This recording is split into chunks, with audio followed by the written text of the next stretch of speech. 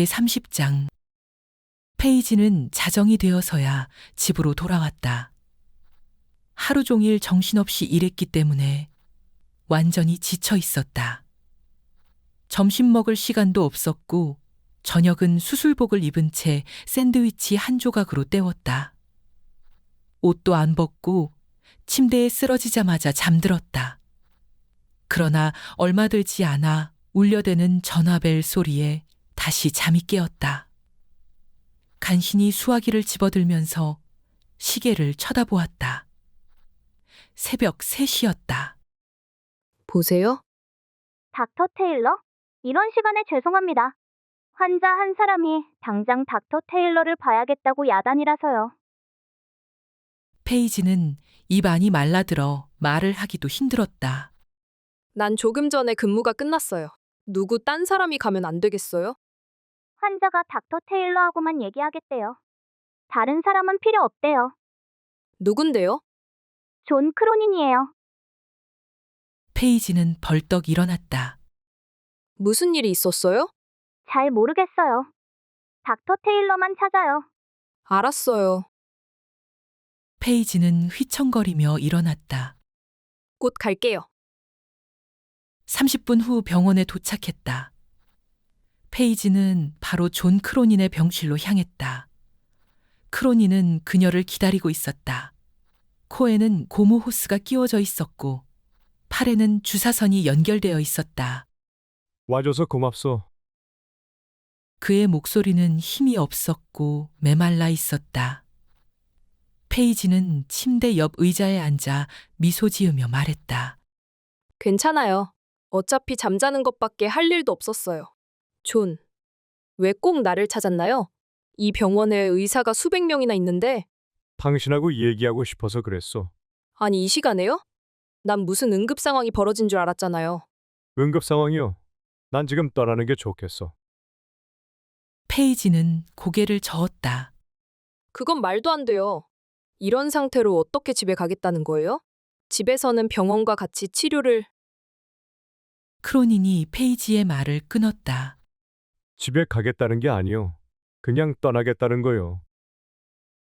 페이지는 크로닌의 얼굴을 들여다보며 조심스럽게 물었다. 그게 무슨 소리예요? 다 알아들으면서 왜 그러시오? 이제 진통제도 안 듣잖소. 더 이상 고통을 참을 수 없소. 빨리 끝내고 싶소.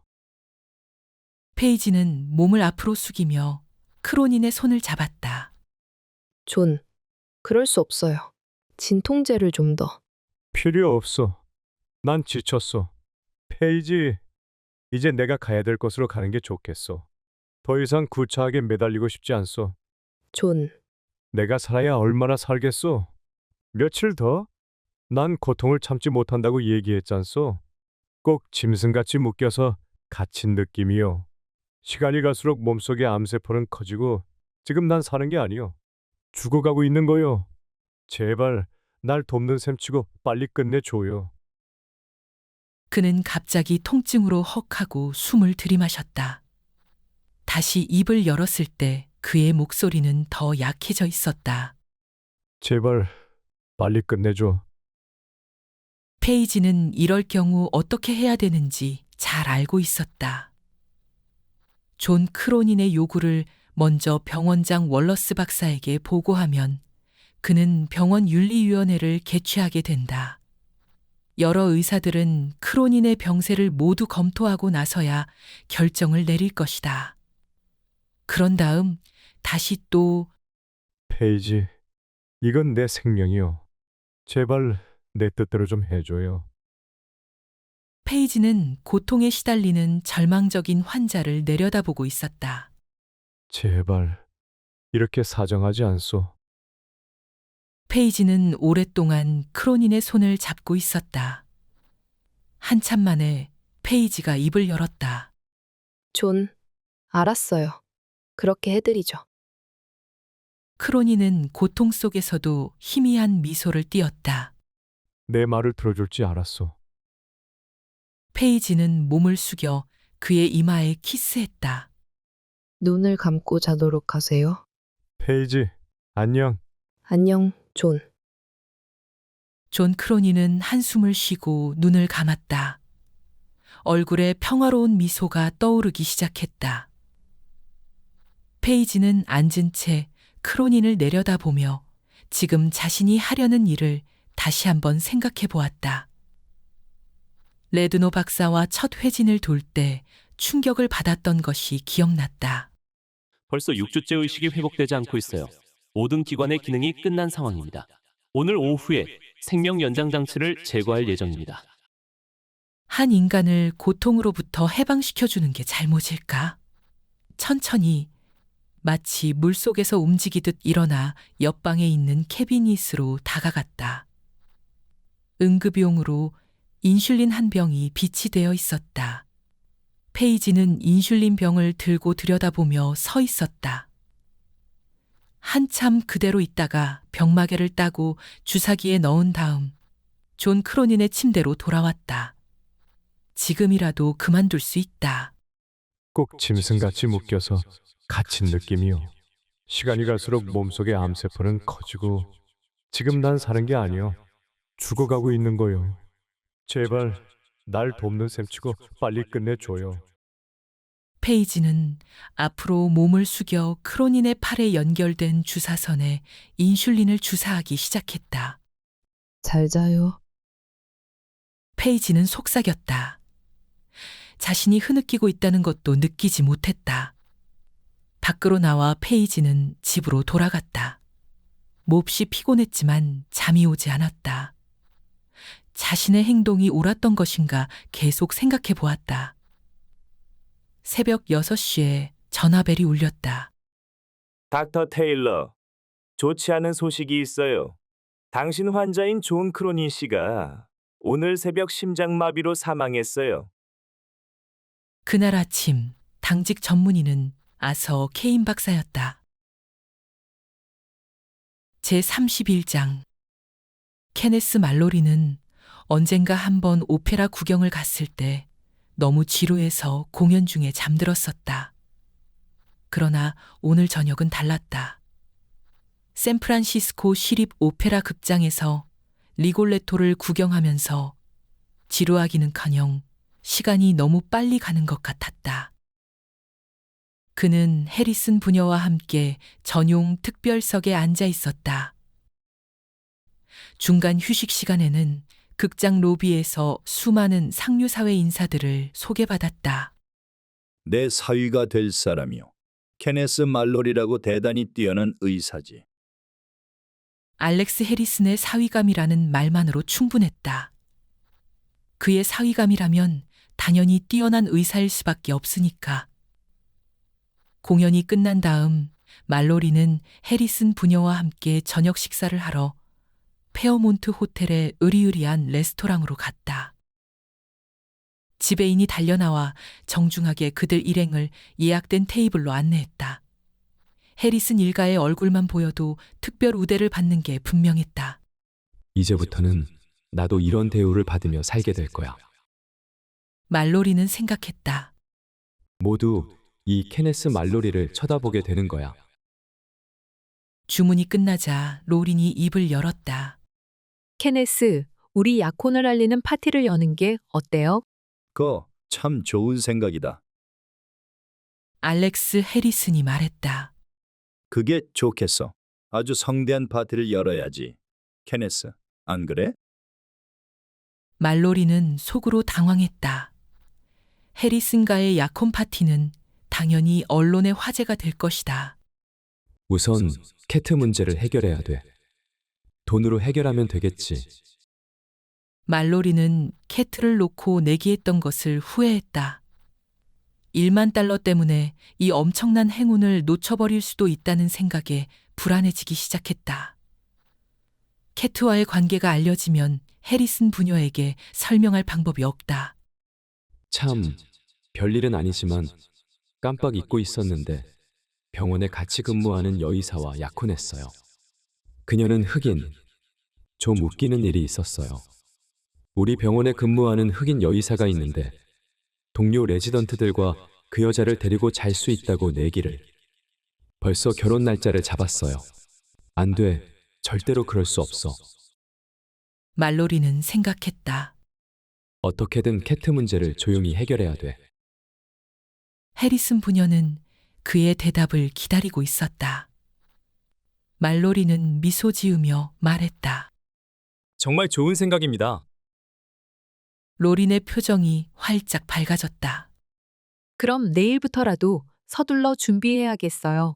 남자들은 파티하는데 얼마나 많은 준비가 필요한지 상상도 못할 거예요. 알렉스 해리슨이 말로리에게 말했다. 자, 그럼 약혼 파티는 결정됐고, 케네스, 자네 장래 문제는 벌써 상당한 진전이 있었어. 무슨 말씀입니까? 게리 기틀린이라고 노스쇼 종합병원장이 있지. 내 컨트리 클럽 회원으로 자주 골프를 같이 치는 친구야. 자네 얘기를 했더니 개업하면 그 병원과 연결해 주겠다고 약속했네. 자네도 알다시피 노스쇼는 최고의 권위를 자랑하는 병원 아닌가? 그런 병원과 연결되면 자네 개업에 큰 도움이 될 거야. 개업 문제는 내가 다 알아서 준비하고 있어. 말로리는 구름 위로 둥둥 떠오르는 기분이었다. 정말 그렇게 되면 정말 좋겠습니다. 물론 처음부터 큰 수입을 기대할 수는 없겠지. 몇 년 관록이 붙어야 수입다운 수입이 생길 거야. 첫 한 두 해는 그저 20에서 30만 달러 정도밖에 안 되겠지만 시간이 지나면 점점 나아질 거야. 20에서 30만 달러. 이런 세상에 말로리는 생각했다. 당신에겐 잔돈밖에 안 될지 모르지만 그게 적은 돈이야? 그 정도면 충분합니다. 알렉스 해리슨은 미소 지었다. 이봐, 케네스, 난 자네 장인이 될 사람이야. 정중한 것도 좋지만 계속 딱딱한 예의 차릴 것 없어. 이제부터는 날 알렉스로 부르고 편하게 대하라고. 그러죠, 알렉스. 지금 생각해보니까 난 남들처럼 6월 신부가 된 적이 없어요. 로린이 말했다. 6월의 신부는 6월에 대학 졸업 직후 결혼하는 신부를 말함. 케네스, 결혼식 날짜를 6월에 잡으면 어떻겠어요? 말로리는 캐트의 목소리가 생생하게 들려왔다. 케네스 날짜도 잡아야 되잖아요. 내 생각엔 6월이 좋을 것 같아요. 말로리는 로린의 손을 잡았다. 나도 6월이 좋아. 6월이라면 캐트 문제를 해결할 시간이 충분해. 말로리는 마음이 느긋해졌다. 내기에서 딴 돈을 좀 나눠주면 될 거야. 내 요트가 프랑스 남해안에 있는데 알렉스 해리슨이 말했다. 신혼여행은 리비에라로 가는 게 어때? 니스까지는 은행 전용 제트기로 가도록 수배해 주지.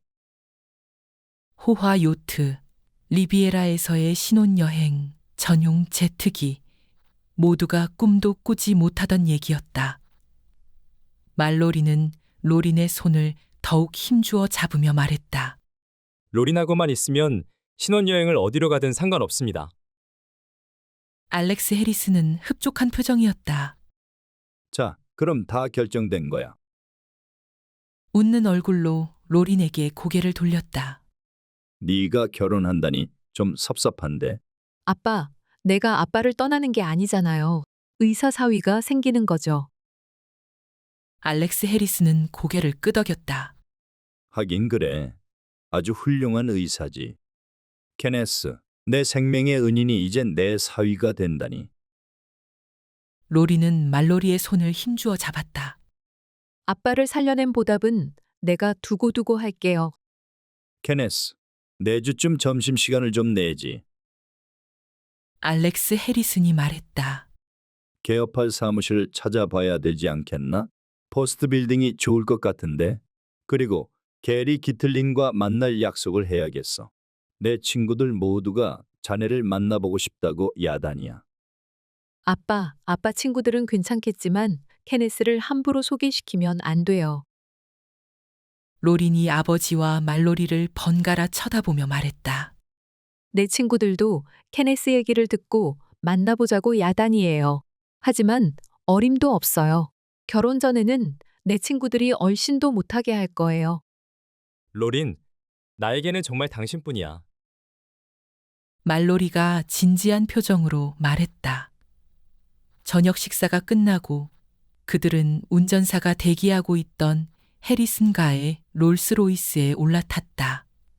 로린이 말로리에게 물었다. 어디에 내려드릴까요? 병원에서 내리지. 환자 몇 사람 좀 봐야 되거든. 사실 환자를 볼 생각은 전혀 없었고 당직 근무 중인 캐트를 만날 생각이었다. 로리는 그의 얼굴을 만지며 말했다. 아니, 이 시간에 또 환자를 봐야 돼요? 자기 너무 혹사당하는 것 아니에요?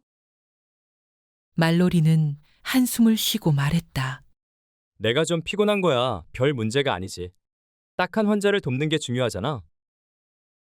말로리는 노인병 병동에서 캐트를 찾을 수 있었다. 캐트, 잘 있었어? 캐트는 잔뜩 화가 나 있었다. 케네스, 어제 저녁에 만나기로 했었잖아요. 그래, 미안하게 됐어. 사실은 급한 일. 지난주에만도 벌써 세 번째예요. 대체 왜 그러는 거예요?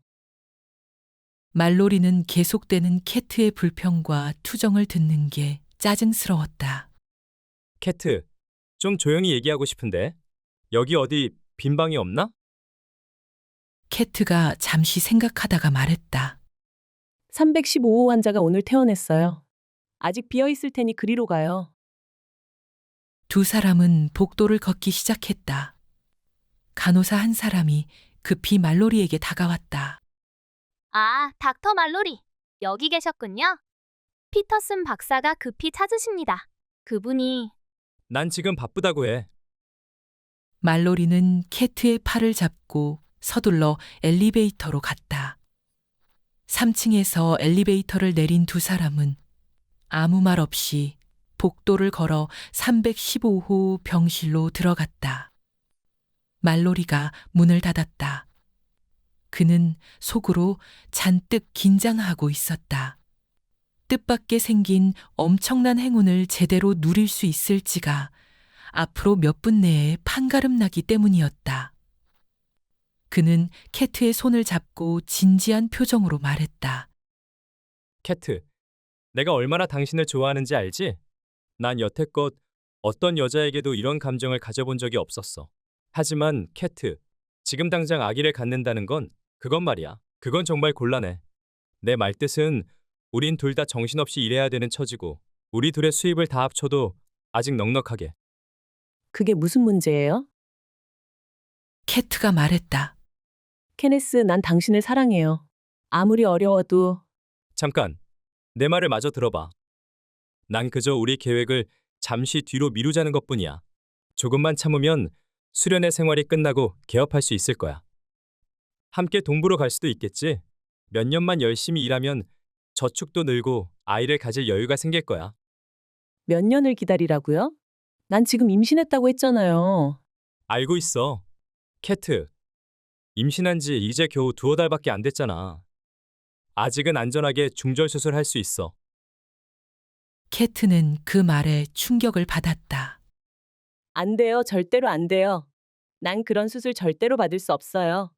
우리가 당장 결혼하는 수밖에 없어요. 내 요트가 프랑스 남해안에 있는데 신혼여행은 리비에라로 가는 게 어때? 니스까지는 은행 전용 제트기로 가도록 수배해주지. 난 벌써 페이지와 하니에게 우리가 결혼할 거라고 했어요. 두 사람 다 들러리를 서주겠다고 했는걸요? 내가 임신한 것도 알고 있어요. 말로리는 가슴이 철렁했다. 아무래도 일이 심상치 않았다. 만약 해리슨 부녀가 이런 소문을 듣게 되면 만사휴이였다. 그런 얘기를 뭐 때문에 했지? 하면 어때요? 말로리는 억지로 웃어 보이며 말했다. 우리 두 사람의 사생활을 여러 사람이 아는 게 싫어서 그래. 개업 문제는 내가 다 알아서 준비하고 있어. 첫 한 두 해는 그저 20에서 30만 달러 정도밖에 안 될 거야. 캐트, 한 번만 더 말하지. 더 이상은 말하지 않겠어. 중절 수술 받는 게 어때? 애써 태연한 표정으로 물었지만 속으로는 캐트가 그러겠다고 대답하기를 간절히 바랐다. 안 돼요. 캐트, 다시. 케네스, 난 절대로 그럴 수 없어요. 내가 어렸을 때 중절 수술 받았던 얘기 했잖아요. 난 그런 짓은 다시는 안 하겠다고 맹세했어요. 아무리 말해도 소용없어요. 바로 그 말에 말로리는 극단적인 방법을 쓸 수밖에 없겠다고 결론 지었다. 선택의 여지가 없었다. 캐트를 죽이는 것밖에 다른 방법이 없었다. 제32장. 한이는 306호실 환자를 만나는 것이 즐거웠다. 시언 라일리라는 검은 머리에 항상 반짝이는 눈으로 한이를 쳐다보는 에일의 출신 남자였다. 한이는 진료 기록에서 그가 40이 갓 넘은 것을 알 수 있었다. 처음 회진 갔을 때 한이가 진료 기록을 보며 말했다. 콜레시스텍토미아로 입원했군요. 그래요? 난 담낭 제거 수술 받으러 들어온 줄 알았는데. 한이는 미소 지었다. 같은 말이에요. 시언은 한이에게서 눈을 떼지 않고 말했다. 내 심장만 빼고 뭘 떼어내든지 상관없어. 내 마음은 벌써 당신에게 뺏겼으니까. 그 말에 한이는 웃지 않을 수 없었다. 내가 그런 말에 넘어갈 것 같아요? 되든 안 되든 해보는 거요. 한이는 몇 분이라도 한가한 시간이 나면 그의 병실에 들러 말동무가 되어 주었다. 시언은 낙천적인 성격에 유머 감각이 뛰어난 사람이었다. 당신 같은 사람을 만날 수 있다면 수술 같은 건 몇 번이라도 받을 수 있지. 아니, 수술이 걱정되지도 않아요? 한이가 물었다. 당신의 예쁜 손으로 하는데 뭐가 걱정이겠어? 난 수술이가 아니에요. 내과 전문의가 되려고 수련 중이에요. 그럼 내과 수련의는 환자와 저녁 식사 데이트해도 되는 거지요? 안 돼요. 규정에 환자와 데이트는 못하게 되어 있어요. 내과 수련의는 규정을 어길 수 없는 거요? 절대로 안 돼요. 그러나 한이는 웃고 있었다. 당신은 웃는 모습이 정말 아름다워요. 시언이 진지하게 말했다. 한이는 여태까지 아름답다는 말을 들어본 적이 없었다. 시언의 말에 얼굴이 붉어졌다. 고마워요. 당신 모습은 킬라니 들판의 꽃에 맺힌 아침 이슬 같소. 킬라니 들판은 에이레에 있는 곳이지요? 그곳에서 살았어요? 한이가 물었다. 시언이 웃었다. 아니, 아직 못 가봤소. 하지만 언젠가는 꼭 당신을 데리고 갈 거요. 두고 봐요. 에이레인 특유의 터무니없는 허풍이었다. 하지만 그날 오후 한이는 다시 시언의 병실을 찾았다. 기분이 좀 어때요? 당신을 보니 금세 좋아지는데 저녁 식사 데이트 신청을 생각해 봤소? 아니요. 한이는 거짓말을 했다. 수술이 끝나고 퇴원하면 데이트 한번 합시다. 혹시 벌써 약혼이나 결혼 같은 멍청한 짓을 한 건 아니겠죠? 한이는 미소 지었다. 그런 멍청한 짓은 안 했어요. 나도 마찬가지요. 누가 나 같은 사람에게 흥미를 갖겠소? 그럴 리가 있나? 한이는 생각했다. 식당보다 집에서 식사하는 것이 좋으면 집으로 초대하겠소. 요리하는 건 자신 있거든. 수술 끝난 다음에 얘기해요. 다음 날 아침 한이가 다시 시언의 병실에 찾아갔을 때 그가 먼저 입을 열었다. 당신에게 주는 작은 선물이요. 시언은 도화지 한 장을 건네주었다.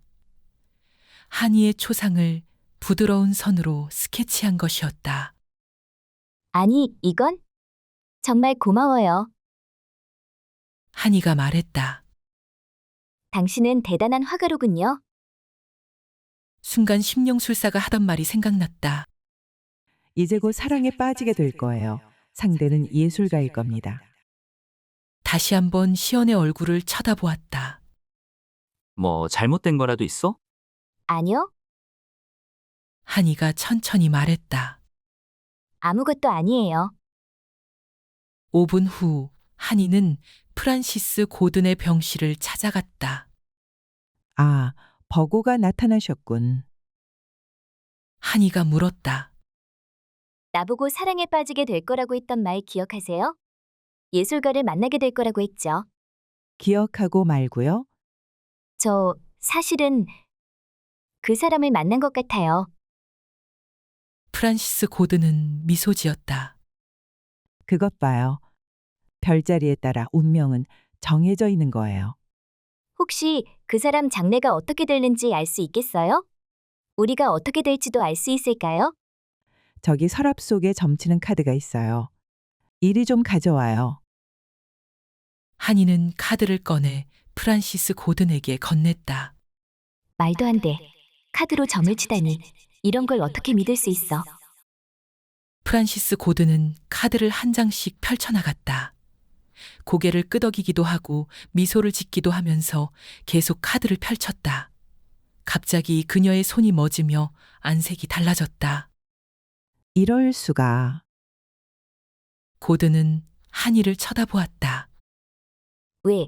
무엇 때문에 그래요? 한이가 물었다. 그 예술가를 벌써 만났어요? 네, 며칠 됐어요. 프란시스 고든은 고개를 설레설레 저었다. 정말 딱하게 됐어. 그 사람은 너무 운이 나빠. 고든은 고개를 들고 한이를 쳐다보았다. 미안해요. 정말 미안해요. 하지만 별 도리가 시언 라일리가 수술을 받는 아침이 밝아왔다. 8시 15분, 윌리엄 레드노 박사는 제2수술실에서 라일리의 수술 준비를 하고 있었다.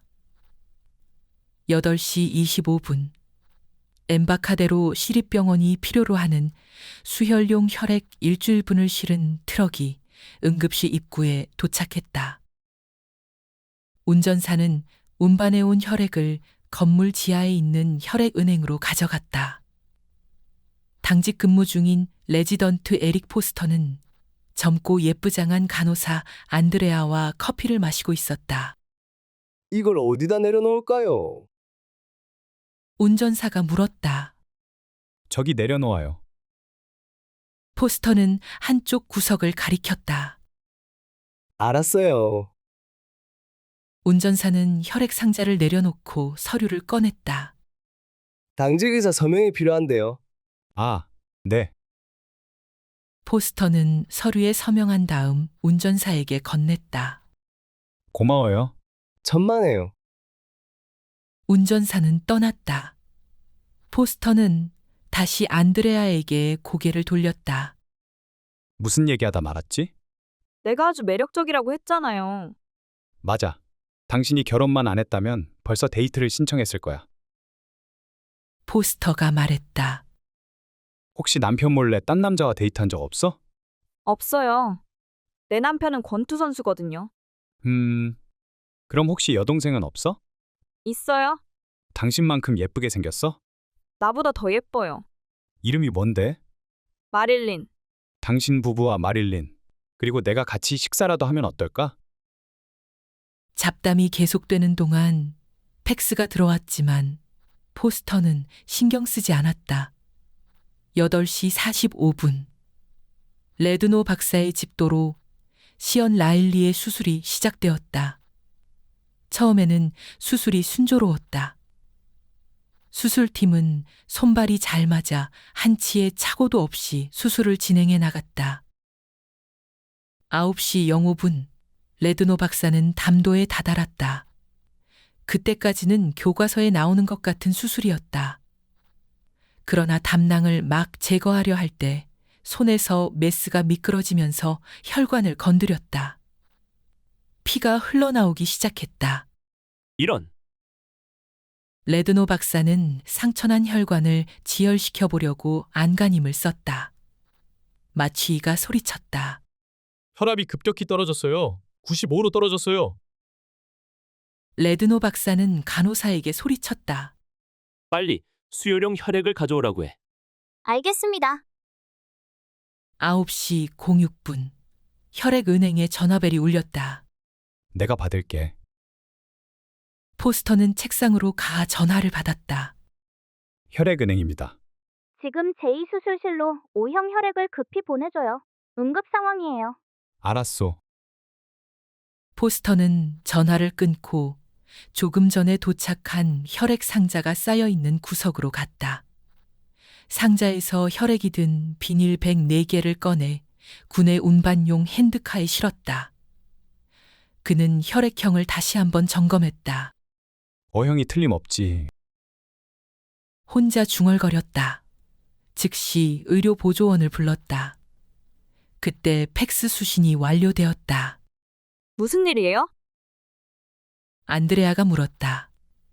포스터는 수술 일정표를 들여다보고 말했다. 제2수술실에서 레드노 박사가 수술에 고전하고 있는 모양이야. 9시 10분 의료 보조원이 혈액은행으로 들어왔다. 무슨 일입니까? 이걸 제2수술실로 가져가. 응급 상황이래. 포스터는 의료 보조원이 핸드카를 끌고 나가는 것을 확인하고 다시 안드레아에게 고개를 돌렸다. 여동생 얘기를 좀 더 해봐. 그 애도 결혼했어요. 아니, 안드레아는 웃었다. 하지만 다른 남자들과도 자주 데이트해요. 정말? 농담이에요. 이젠 내 자리로 가봐야겠어요. 에릭, 커피 고마웠어요. 언제든지 와. 포스터는 나가는 안드레아의 뒷모습을 쳐다보며 생각했다. 거참, 몸매 하나는 죽여주는군. 9시 12분 의료 보조원은 2층 수술실로 가려고 엘리베이터를 기다리고 있었다. 9시 13분 레드노 박사는 계속 흘러내리는 피를 막아보려고 진땀을 흘리고 있었다. 수혈용 혈액은 왜 이렇게 안 오는 거야? 9시 15분 의료 보조원이 제2수술실 문을 열었다. 보조 간호사가 급히 비닐백을 건네받았다. 고마워요. 그녀는 비닐백을 들고 수술대로 다가갔다. 레드노 박사님, 지금 도착했어요. 서둘러. 빨리 수혈을 시작해. 지하층 혈액은행에서 에릭 포스터는 커피잔을 비웠다. 아직도 안드레아의 모습이 눈에 선했다. 반반하게 생긴 간호사는 죄다 결혼했으니 젠장. 책상으로 돌아가다가 팩스가 눈에 띄었다. 수신된 내용을 읽어보았다. 경고. 687 불량 혈액 회수 6월 25일 적혈구 세포 냉동 플라스마 1년 번호 1283711 1280007 캘리포니아, 아리조나, 워싱턴, 오레건 주 지역 혈액센터 실험 결과 HIV1 항체의 양성 반응이 나타났음. 이미 공급된 상기 플라스마는 즉시 회수시킬 것. 잠시 더 들여다보다가 포스터는 책상으로 다가가 조금 전에 도착한 혈액의 수령증을 자세히 살펴보았다. 1년 번호가 팩스의 경고 번호와 일치했다. 이럴 수가. 황급히 수화기를 들었다. 제2수술실 부탁해요. 빨리. 간호사가 전화를 받았다. 여기 혈액은행인데 조금 전에 O형 혈액 보낸 것 있죠? 그걸 수혈하면 안 돼요. 즉시 새로 보낼게요. 벌써 수혈했는데요. 간호사가 말했다. 병원이 발칵 뒤집히고 공식 조사가 시작되었지만 이미 돌이킬 수 없는 상황이었다. 내 잘못이 아니에요. 에릭 포스터가 말했다. 경고가 팩스로 들어왔을 때는 벌써 수술실로 혈액을 보낸 다음이었어요. 레드노 박사는 시언 라일리에게 사실을 말하지 않을 수 없었다. 엄청난 실수였어. 레드노가 말했다. 있을 수 없는 실수였어. 정말 돌이킬 수만 있다면 무슨 일이라도 해볼 텐데 방법이 없으니. 시언은 엄청난 충격을 받았다. 맙소사. 난 이제 죽은 목숨이구나. 앞으로 6주 내지 8주는 기다려봐야 HIV 양성 반응이 나타날지 알게 됩니다. 설사 양성 반응이 나타난다 해도 당신이 반드시 에이즈에 걸린다고는 할 수 없어. 우리가 할 수 있는 건 다 하겠어. 더 이상 날 어떻게 하겠다는 거요? 시언은 허탈한 표정으로 말했다. 다 끝난 것 아니요? 그 소식을 들은 한이도 큰 충격을 받았다. 프란시스 고든의 말이 그대로 적중한 것이다. 정말 딱하게 됐어. 그 사람은 너무 운이 나빠. 한이가 그의 방을 찾았을 때 시언 라일리는 잠들어 있었다. 한이는 침대 옆에 조용히 앉아 그의 얼굴을 들여다보고 있었다. 한참 후 눈을 뜬 시언은 한이를 보고 말했다. 꿈속에서 또 꿈을 꾸었는데 내가 죽지 않는다고 하더라고. 시연, 내 시체를 보러 온 거요? 그게 무슨 소리예요? 그런 소리 하지 말아요. 어떻게 이런 일이 생길 수 있어? 그는 눈물을 흘리고 있었다. 시연, 이건 엄청난 실수였어요. 난 정말 에이즈로 죽고 싶지는 않아. HIV가 주입됐다고 반드시 에이즈에 걸리는 건 아니에요. A레인들은 운이 좋은 사람들 아니에요? 당신 말대로라면 얼마나 좋겠어? 한이는 그의 손을 잡았다. 내 말을 믿고 마음을 굳게 가져요. 난 하느님께 기도한 적이 별로 없지만 이제부터는 열심히 해야 되겠어. 시언이 말했다. 나도 당신을 위해 기도할게요. 한이가 말했다. 시언은 서글픈 미소를 지었다. 저녁 식사 데이트 얘기는 이제 없었던 걸로 해야겠죠? 무슨 소리예요? 그렇게 쉽게 빠져나가지는 못할걸요? 난 잔뜩 기대하고 있었거든요. 그는 한이를 쳐다보다가 말을 이었다. 정말 그랬어? 진심이요? 물론이에요. 날 A레에 데려가겠다고 한 것도 잊으면 안 돼요. 반지는 작지만 그 의미는 결코 작지 않습니다. 평생을 함께할 반지, 제대로 알고 선택하는 게 중요합니다. 화면 우측 상단의 동영상 버튼을 클릭하시면 반지 선택 시 어떤 내용을 고려해야 하는지 알 수 있습니다.